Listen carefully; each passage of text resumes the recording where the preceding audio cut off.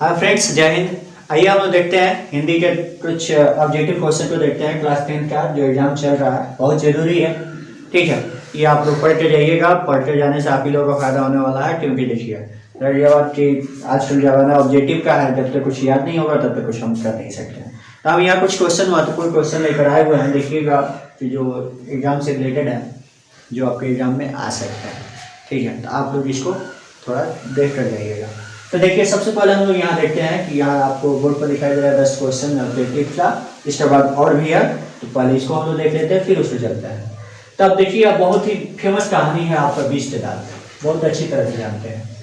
ये कहानी जो है, इस कहानी के लेखक यानी जो उसके कहानीकार हैं उनका नाम क्या है?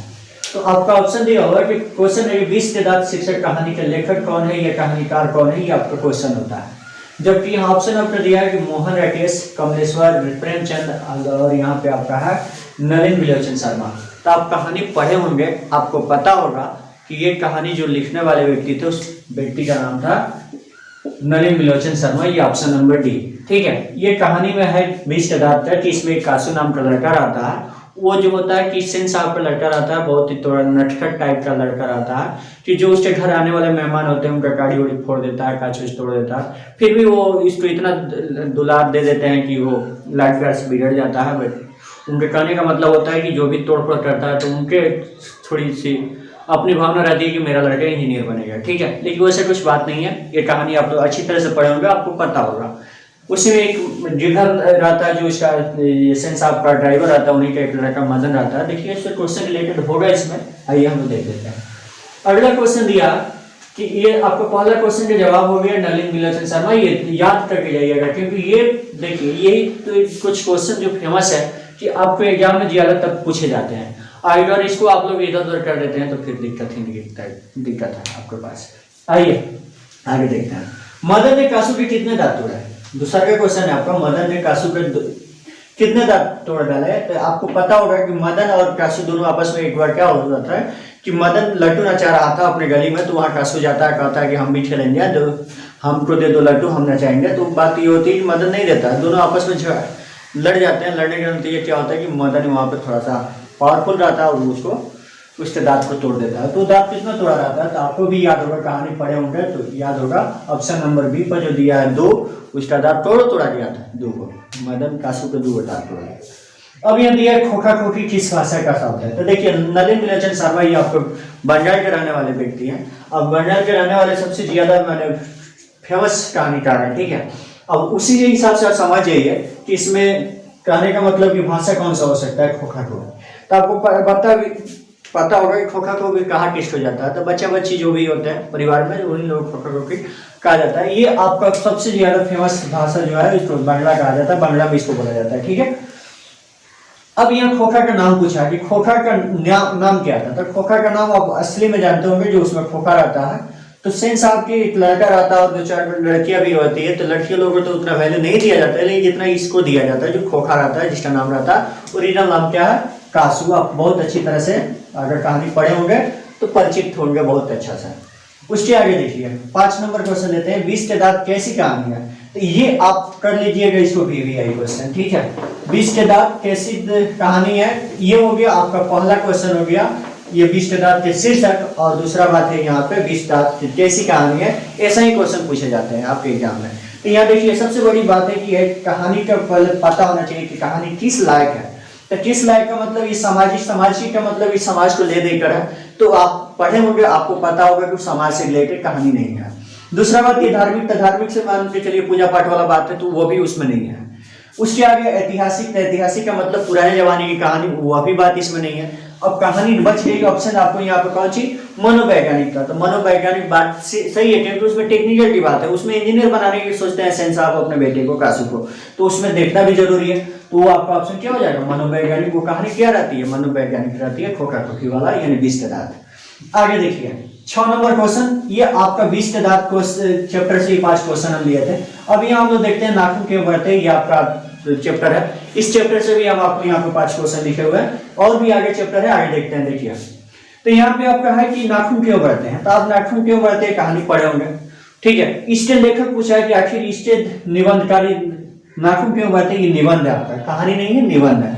और निबंध का मतलब कि अब उसी के बारे में लिखा गया, तो क्यों पढ़ते हैं, तो आपको इस निबंधकार को पता लगाना है। तो ये गुलाब राय नहीं है, शांति प्रिय द्विवेदी यह भी नहीं है, प्रताप नारायण मिश्र यह भी नहीं है। आप पढ़े होंगे कि इष्ट राइटर जो है उनका नाम है हजारी प्रसाद द्विवेदी, ठीक है। इन्होंने ही लिखा था इस कहानी को, जिसका नाम था नाखून क्यों बढ़ते हैं। ये कहानी नहीं बल्कि निबंध है, इसलिए निबंधकार उनको बोला जाता है। आगे तो ये भी आप यहाँ पे आप ध्यान दीजिएगा, ये वाला कामसूत्र आपका क्वेश्चन पूछता है, हर एक साल पूछता है और ये पूछेगा इस बार भी कि कामसूत्र किसकी रचना है। तो कामसूत्र किसकी रचना ऑप्शन में दिया हुआ कि हजारी प्रसाद द्विवेदी, पतंजलि, ये वात्सायन और रामानुजाचार्य, ठीक है। तो आप इसको याद करके रखिएगा। ये देखिए ये आपका क्वेश्चन है, आपका इसी में नाखून क्यों बढ़ते हैं उसी में कहा, तो उसे मत टिक लगा दीजिए नाखून क्यों बढ़ते हैं तो हजारी प्रसाद द्विवेदी लिखे हुए हैं तो वही अभी वही लिखे होंगे, नहीं। इसके कामसूत्र को जो लिखने वाले थे वो वात्सायन थे, उनका नाम था वात्सायन, इन्होंने कामसूत्र लिखा था, ठीक है। उसके आगे है सिथक। देखिए सबसे बहुत इंपॉर्टेंट शब्द सिथक, इसको सिथक का अर्थ पूछा है कि इसमें सिथक का अर्थ कौन है। तो सिथक का अर्थ यहाँ दिया साबुन, मुहावर, दर्पण, मोम। तो साबुन आप देखे होंगे, मुहावर का मतलब होता है कि कुछ आप देखे होंगे कि औरत क्या करती है, अपने पैर को रंगती है, उसी को लोग भोजपुरी में मुहावर बोलते हैं, ठीक है। तो उसको मुहावर बोला जाता है शुद्ध रूप से, तो उसको रंग बोला जाता है। दर्पण तो आप अच्छी तरह से जानते हैं, लेकिन यहाँ सितक का अर्थ पूछा, तो सितक का अर्थ यहाँ पे आपका मोम होगा। सितक मतलब मोम होता है, सितक मोम का पर्यायवाची शब्द है, ठीक है। उसके आगे पूछा है, देखिए सबसे क्वेश्चन कि महाभारत क्या है। तो महाभारत देखिए, महाभारत अपने महापुराण, पुराण की बात होती है तो पुराणों की संख्या पूरा 18 होती है, ठीक है। अब उसमें 2 महापुराण है। महापुराण में एक पहला आता है आपका महाभारत और एक आता है आपका रामायण, ठीक है। तो अब इसमें देखिए तो पुराण चाहे महापुराण ऑप्शन है, होगा तो आपका वही आंसर होगा, नहीं तो बस छोड़ देंगे। तो देखिए उपन्यास ये है नहीं, कहानी है नहीं, शास्त्र भी है नहीं, अब बच क्या गया आपको यहाँ पे पुराण का, ठीक है। तो महाभारत क्या आपका पुराण है। हजारी प्रसाद द्विवेदी का जन्म, ये अभी आप कर लीजिएगा VPI, ठीक है। हजारी प्रसाद द्विवेदी का जन्म पूछता है और ये आपका हजारी प्रसाद द्विवेदी का जन्म हुआ था 1907 में, यानी हजारी प्रसाद द्विवेदी का जन्म 1907।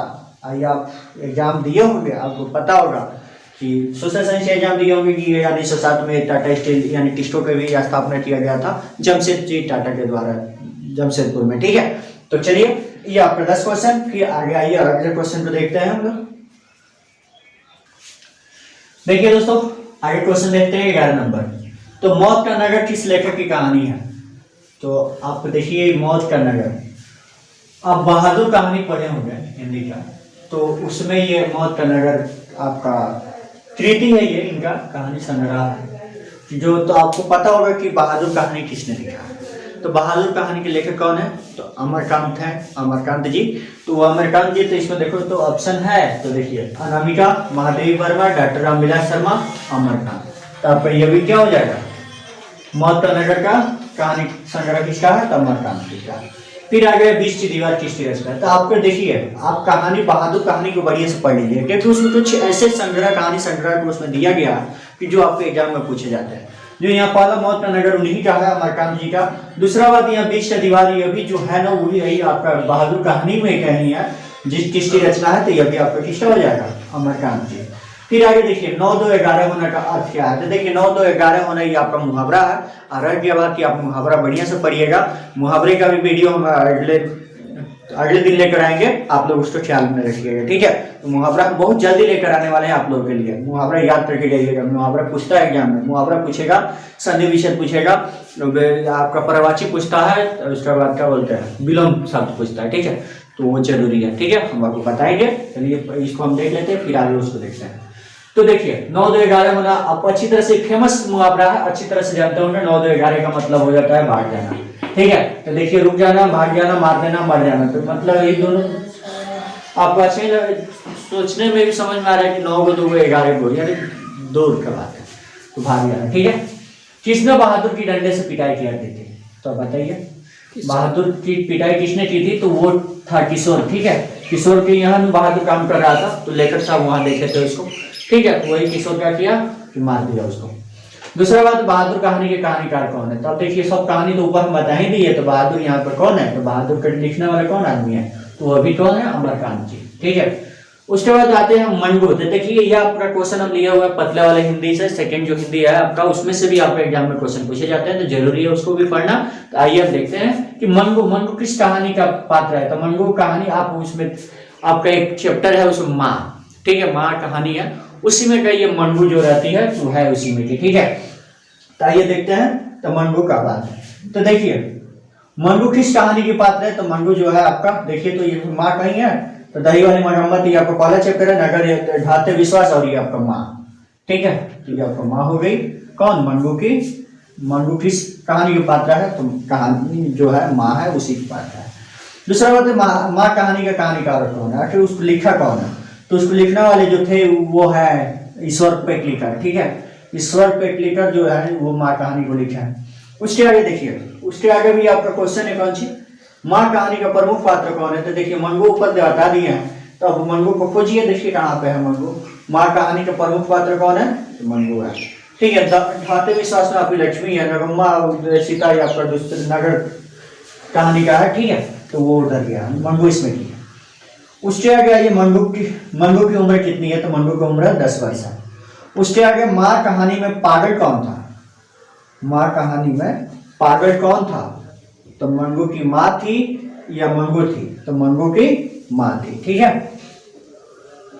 मंगू की माँ जो थी वो पागल थी। मरम्मत क्या बेचती थी। अब देखिए आपका पहला चैप्टर बहुत अच्छी तरह से सास बहू की लड़ाई वाला कहानी आपने सुना होगा, बहुत इस कहानी से परिचित होंगे अच्छी तरह से, तो इसमें हमको बताने की जरूरत नहीं है, ये आप लोग खुद अपने आप ही देख लीजिएगा। मरम्मत क्या बेचती थी, तो दही बेचती थी, इसलिए दही बेचने से इसका चैप्टर का नाम क्या था, दही वाली मरम्मत। ठीक है, आइए कुछ और क्वेश्चन देखते हैं हम आगे।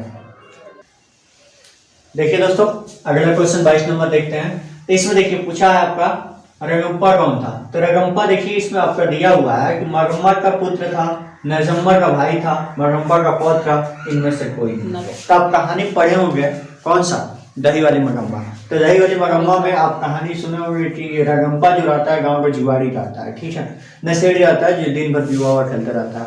और क्या होता है कि जब मरम्मा दही लेकर बेचने निकलती है तो उसके पीछे पीछे लग जाता है। तो आप इसमें आपको कहानी पढ़े होंगे तो अंदाजा लगा सकते हैं कि इनमें से कौन हो सकता है। तो देखिए यहाँ मरम्मा का पौत्र का मतलब उसका नाती उसका लड़के का पुत्र है, तो वो तो छोटा था, उसी के लिए लेकर लड़ाई झगड़ा चल रहा था परिवार में। नजम्मा वो तो उसकी बहू थी, और ये मरम्पा का पुत्र तो वो अलग था। ठीक है, तो आप इसमें समझ रहे होंगे कि रगम्पा कौन था। तो रगम्पा इनमें से कोई नहीं था। ठीक है, ये आपका आंसर होगा कि इनमें से जो दिया है ऑप्शन इनमें से कोई नहीं है। उसके आगे दिया है कि श्रीनिवास का जन्म कहाँ हुआ था। तो देखिए श्रीनिवास कौन थे, आपको पता होगा कि जो कहानी है आपका दही वाली मरम्मा, उसको लिखने वाले कौन थे, श्रीनिवास। तो श्रीनिवास की जो पत्नी है उन्हीं से जाकर बात करती है देखिएगा आपकी मरम्मा। ठीक है, वो जाती है दही बेचने के लिए तो उन्हीं के घर ठहरती है। तो वही बात है, वो लिखने वाले कौन है, श्रीनिवास का जन्म कहाँ हुआ था। श्रीनिवास का जन्म आपका बिहार, उड़ीसा, कर्नाटक, मध्य प्रदेश, तो आपका कर्नाटक में हुआ। ठीक है, उसके आगे दही वाली मरम्मा कहानी का कहानीकार कौन है। तो देखिए यहाँ बता ही दिए कि श्रीनिवास को उसमें दही वाली मरम्मा को लिखा होगा, तो ये आपका आंसर क्या होगा, श्रीनिवास। इस साथ थोड़ी होता है तो आपको ढाते विश्वास जो अब सीता वाला कहानी सुने होंगे वो ढाते विश्वास को लिखा हुआ है।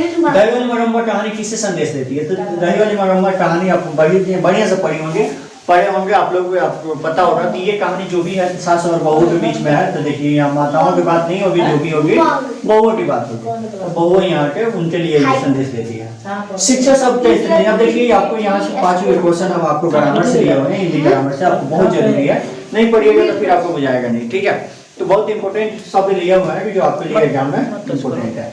तो देखिए शिक्षक शब्द का इस्तेमाल क्या होता है। शशिक्षक में देखिए शिक्षिका लिखा है, शिक्षित लिखा है, यहाँ भी शिक्षिका लिखा है, इनमें से कोई नहीं। तो देखिए शिक्षित तो होगा नहीं, और शिक्षिका शिक्षक शिक्षिका तो शिक्षिका होगा, लेकिन देखिए यहाँ पर शिक्षित छी जो है इधर से होना चाहिए, जबकि ये दीर्घकार दिया है, तो ये भी नहीं होगा आपका, तो होगा कौन सा, ये वाला। ठीक है, शिक्षिका। तो आपका ऑप्शन शिक्षक का शिक्षिका होता है। उसके बाद अध्यापक दिया है, तो अध्यापक वही शिक्षक ही होता है। अध्यापक शब्द का इस्तेमाल क्या होता है। तो अध्यापक का अध्यापिका होगा, अध्यापिका। अब इसमें आपको देखना है कि अध्यापक का अध्यापक दिया है, हो नहीं सकता है।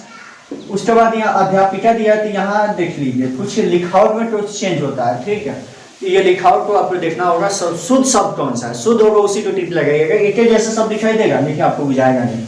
तो देखिए यहाँ भी अध्यापिका है, यहाँ भी अध्यापिका है, तो लेकिन ये आपका अध्यापिका होगा नहीं, होगा तो आपको ये वाला होगा। तो आपका अध्यापिका, अध्यापक का अध्यापिका हो गया। उसके बाद आचार्य का पूछा, आचार्य,